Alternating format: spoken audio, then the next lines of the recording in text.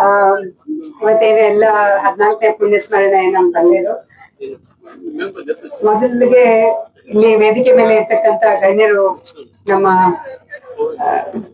MP ಅವರಾಗಿರ್ಬೋದು, MLA ಅವರು, ಆಮೇಲೆ ನಮ್ಮ ರಘುಪತ್ ರೆಡ್ಡಿ ಅವರು, ಶಿವಣ್ಣ ಅವರು, ರಾಜಗೋಪಾಲ್ ಅವರು, ಮತ್ತೆ ವರದರಾಜ್ ಅಂಕಲ್, ಮತ್ತೆ ಅನೇಕ ನಮ್ಮ ತಂದೆ ಸ್ನೇಹಿತರು, ನಮ್ಮ ತಂದೆ ಅಭಿಮಾನಿಗಳು, ಆಮೇಲೆ ಇಲ್ಲಿ ಇರ್ತಕ್ಕಂಥ ಎಲ್ಲ ಎನ್ರೋಲ್ ಮಾಡಿರ್ತಕ್ಕಂಥ 27 ಟೀಮ್ಸ್ ಯಾರು ಎನ್ರೋಲ್ ಮಾಡಿದ್ರು ಅವರೆಲ್ಲರಿಗೂ ನಾನು ಮೊದಲಿಗೆ ನಮಸ್ಕರಿಸುತ್ತೇನೆ.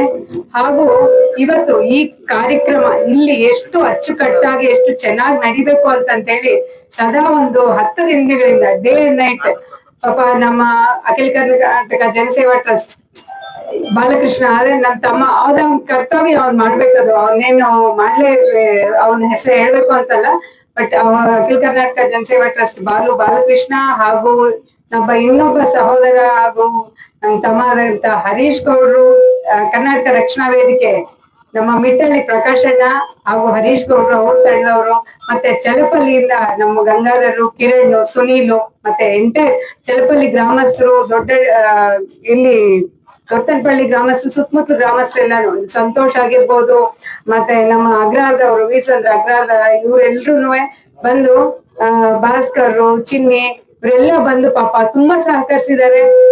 ಆಮೇಲೆ ಈ ಜಾಗ LIC ಲಕ್ಷ್ಮಣ್ ಸರ್ ಅವ್ರು ಪಾಪ ಇಲ್ಲಕ್ಕ ನಮ್ ಗುರುಗಳಿಗೆ ನೀವು ಮಾಡ್ತಾ ಇದೀರಾ, ಮಾಡ್ಬೇಕು ಅಂತೇಳಿ ತುಂಬಾ ಸಹಕರಿಸಿದ್ರು. ಮೊದಲು ಇವ್ರಿಗೆಲ್ಲರಿಗೂ ನಾನು ಧನ್ಯವಾದಗಳು ಹೇಳುತ್ತೇನೆ.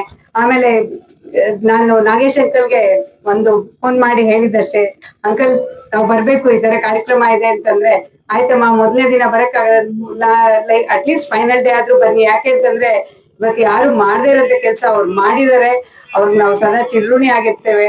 ಆಮೇಲೆ MP ಸರ್ ಅವ್ರನ್ನ ಆಕ್ಚುಲಿ ಫೋನ್ ಮಾಡಿದ್ವಿ, ಬಹುಶಃ ಅವರು ಬ್ಯುಸಿ ಇರ್ತಾರೆ, ಸೊ ನಾನು ಹಂಗಾಗಿ ನನ್ ಕಾಲ್ ರಿಸೀವ್ ಮಾಡಿದಂತಲ್ಲ, ಅಟ್ಲೀಸ್ಟ್ ನಮ್ಮ ಟೀಮ್ ಅವರು ಕಾಲ್ ಮಾಡಿದಾಗ ಅವ್ರ ಜೊತೆಗೆ ಸಹಕರಿಸಿ ಅವ್ರ ಕಾಲಾವಕಾಶ ಮಾಡ್ಕೊಂಡು ಬಂದಿರೋದಕ್ಕೆ ಅವ್ರಿಗೂ ನಾನು ಧನ್ಯವಾದಗಳು ಹೇಳುತ್ತೇನೆ.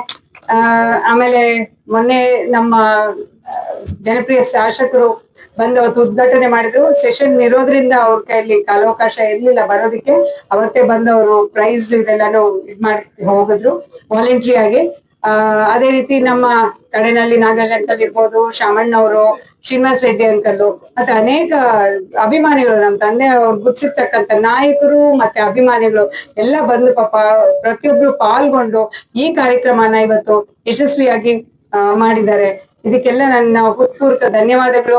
ಏನೋ ನಮ್ ತಂದೆ ಅಟ್ಲೀಸ್ಟ್ ಈ ದಿನ ನನ್ಗೆ ತುಂಬಾನೇ ನೋವಾಗತ್ತೆ, ಬಟ್ ಅವ್ರಿಗೆ ಏನ್ ಆಸೆ ಇರ್ತಂದ್ರೆ ಯಾವಾಗ್ಲೂ ನನ್ಗೆ ಯಾವಾಗ್ಲೂ ನೀನ್ ಬಂದ್ ನನ್ ತಾಲೂಕಲ್ಲಿ ನೀನ್ ಸರ್ವಿಸ್ ಕೊಡ್ಬೇಕು ಅಂತ ಹೇಳಿ, ಏನೋ ವೈದ್ಯಕೀಯವಾಗಿ ಮಾಡ್ಬೇಕು ಅನ್ನೋದೊಂದು ಆಸೆ ಇದೆ, ಮುಂದೆ ಮಾಡ್ತೀನಿ. ಆರ್ಗನೈಸ್ ಮಾಡ್ಕೊಡ್ವಿ. ಅದು ಇವಾಗ ನಮ್ಮ ಮುಂಚಮಣ್ಣ ಅವ್ರು ಹೇಳ್ತಿದ್ರು ಏನಂತಂದ್ರೆ, ಯಾಕೆ ನೀವು ಟೌನ್ ಅಲ್ಲಿ ಮಾಡ್ಲಿಲ್ಲ ಅಂತ. ನಮ್ಗೇನು ಅಂತಂದ್ರೆ ಗ್ರಾಮಾಂತರ ಪ್ರದೇಶದಲ್ಲಿ ಹುಡುಗರಿಗೆ ಏನ್ ಟ್ಯಾಲೆಂಟ್ ಇದೆ, ಪ್ರತಿಭೆನ ನಾವು ಗುರ್ತಿಸ್ಬೇಕು. ಯಾಕಂದ್ರೆ ಟೌನ್ ಅಲ್ಲಿ ಇರ್ತಕ್ಕಂಥವ್ರಿಗೆ ಎಲ್ಲಾ ಸೌಲಭ್ಯಗಳು ಇರುತ್ತೆ, ಅದೇ ಗ್ರಾಮಾಂತರದಲ್ಲಿ ಇರೋರ್ಗೆ ಅಷ್ಟು ಸೌಲಭ್ಯ ಇರಲ್ಲ. ಅದ್ರಲ್ಲೂ ಪಾಪ ಅವರು ಕೆರೆಗಳಲ್ಲಿ ಅಲ್ಲಿ ಇಲ್ಲೂ ಆಟ ಆಡಿ ಪ್ರಾಕ್ಟೀಸ್ ಮಾಡ್ಕೊಂಡಿರ್ತಾರೆ. ಅದನ್ನ ಗುರ್ತಿಸಿ ಅದನ್ನ ನಾವು ಸ್ವಲ್ಪ ಅವ್ರಿಗೆ ಎನ್ಕರೇಜ್ ಮಾಡಿದ್ರೆ ಅವರು ಇನ್ನೊಂದ್ ಮಟ್ಟಕ್ಕೆ ಬೆಳೀತಾರೆ ಹೇಳ್ಬೇಕಾದ್ರೆ. ಸೊ ಅದಕ್ಕೋಸ್ಕರನೇ ನಾವು ಇವಾಗ ಗ್ರಾಮಾಂತರ ಟೂರ್ನಮೆಂಟ್, ಗ್ರಾಮಾಂತರ ಪಂದ್ಯಾವಳಿನೇ ಇಟ್ಕೊಂಡಿರೋದು. ಆಮೇಲೆ ಎರಡನೇದಾಗಿ ಈ 3 ಕಾರ್ಯಕ್ರಮ ಇಟ್ಕೊಂಡಿದ್ವಿ. ಇವತ್ತು ಬುದ್ಧಿಮಾಂದ್ಯ ಮಕ್ಕಳ ಶಾಲೆಯಲ್ಲಿ ಅವ್ರಿಗೆ ಅನ್ನ ವಿತರಣೆ, ಮತ್ತೆ ಅದನ್ನ ನನ್ನ ಮಂಗಿ ಕ್ಯಾಪು ಮತ್ತೆ ಅನ್ನ ದಾಸೋಹ ಇಟ್ಕೊಂಡಿದ್ವಿ. ಅದಕ್ಕೆ ಇನ್ನೊಬ್ಬ ನನ್ನ ತಮ್ಮ ಭೋಗೇಶು ಮತ್ತೆ ನನ್ನ ಇನ್ನೊಬ್ಬ ಸಹೋದರ ಮತ್ತೆ ಅಖಿಲ ಕರ್ನಾಟಕ ಜನಸೇವಾ ಟ್ರಸ್ಟ್ ಟೀಮ್ ಇವರೆಲ್ಲ ಹೋಗಿ, ಅಕ್ಕ ನಾವು ಹೋಗಲ್ಲಿ ಮಾಡ್ಕೊಂಡ್ ಬರ್ತೀವಿ, ನೀನ್ ಇಲ್ಲಿ ಬರೋರ್ನೆಲ್ಲ ಮಾತಾಡ್ಸಿ ನೀನು ಗೌರವ ಸಲ್ಲಿಸ್ಬೇಕಕ್ಕ, ಇಲ್ಲಿ ನೀನ್ ಅಲ್ಲಿ ಇಲ್ಲಿ 2 ಕಡೆ ಇದ್ ಮಾಡಕ್ಕಾಗಲ್ಲ ಅಂದ್ರು. ಮತ್ತೆ ನಿನ್ನೆ ಗುಡ್ಪಲ್ಲಿ ಪಂಚಾಯತಿ, ಪುತ್ತೂರು ಪಂಚಾಯತಿ ಎಲ್ಲ ಸರ್ಕಾರಿ ಶಾಲೆಗಳಿಗೆ ಕೆಲವೊಂದು ಕುಗ್ರಾಮಗಳಿಗೆ ಹೋಗಿದ್ವಿ. ಅಲ್ಲೇನು ಅಂತಂದ್ರೆ ಒಂದು 20-25 ಜನ ಮಕ್ಕಳು ಪಾಪ, ಆ ಮಕ್ಕಳಿಗೆಲ್ಲ ನಾವಲ್ಲಿ ಬುಕ್ಸು ಬ್ಯಾಗ್ಸು ಪೆನ್ಸಿಲ್ಸ್ ಎಲ್ಲ ಇದು ವಿತರಣೆ ಮಾಡಿದ್ವಿ. ಅದಕ್ಕೆಲ್ಲಾನು ನಂಗೆ ಬಾಲು ಮತ್ತೆ ನಮ್ಮ ಜನಸೇವಾ ಟ್ರಸ್ಟ್ ಟೀಮ್ ಅವರು ಮತ್ತೆ ನಮ್ಮ ಹರೀಶ್ ಗೌಡ್ರ ಟೀಮು ಇವರೆಲ್ಲಾನು ನನ್ ಜೊತೆ ಸಹಕರಿಸಿದ್ರು. 3 ದಿನದಿಂದ ಪ್ರತ್ಯೇಕವಾಗಿ ನಂಗೆ ತಾಲೂಕಲ್ಲಿ ಓಡಾಡ್ತಾ ಇದ್ರೆ ನಮ್ ತಂದೆ ಇದ್ದಂಗೆ ಅನ್ಸದೆ ಹೊರತು ಅವ್ರನ್ನ ಮರೆಯಕ್ಕಾಗಲ್ಲ. ಯಾಕಂದ್ರೆ ಪ್ರತಿಯೊಂದು ಊರಲ್ಲಿ ಯಾವ ಶಾಲೆಗೆ ಹೋದ್ರು ಅಕ್ಕ ಇದ್ ನಿಮ್ ತಂದೆ ಹಾಕ್ಸ್ಕೊಟ್ರು ಶಾಲೆ. ಇವತ್ ನೋಡಿ ಇಷ್ಟ ಜನ ಮಕ್ಳು ವಿದ್ಯಾವಂತ ಅಂತಂದ್ರೆ, ಇವತ್ತು ವಿದ್ಯಾವಂತರೆ ನಾಳೆ ದಿನ ಒಳ್ಳೆ ಪ್ರತಿಭಾವಂತರು ಆಗ್ತಾರೆ. ಸೊಸೈಟಿ ಒಳ್ಳೆ ಎಜುಕೇಶನ್ ಇದ್ದಾಗ ಸೊಸೈಟಿ ಇನ್ನೂ ಚೆನ್ನಾಗಿರುತ್ತೆ, ನಮ್ ದೇಶ ಉದ್ಧಾರ ಆಗತ್ತೆ.